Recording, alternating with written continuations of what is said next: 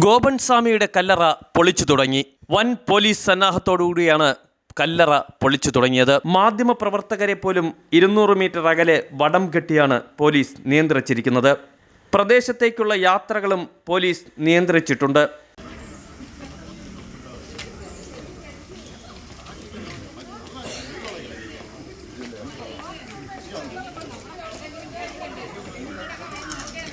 പത്രമാണ്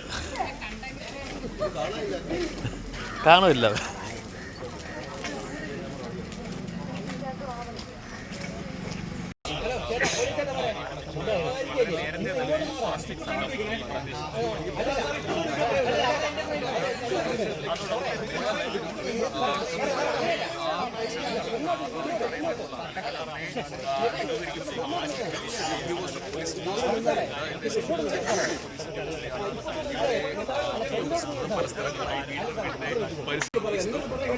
കഴിഞ്ഞ ദിവസം RDOയുടെ ചുമതലയുള്ള ഈ കളക്ടർ ഇവിടേക്ക് വന്ന് കളക്ടർ ഉത്തരവോടെ ഈ കല്ലറ പൊളിച്ച് പരിശോധിക്കാൻ ഇവിടേക്ക് എത്തിയപ്പോൾ നമ്മൾ കണ്ടതാണ്. വലിയ പ്രതിഷേധമുണ്ടായി.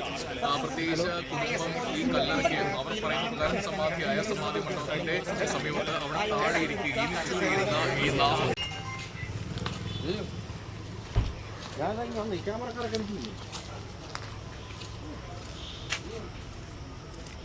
മൃതദേഹം സംസ്കരിക്കുമോ എന്നുള്ള കാര്യമാണ് അംഗീകരിക്കില്ല എന്ന് അറിയിക്കുകയും. പക്ഷേ ഇപ്പോൾ വീട്ടിലുള്ളത്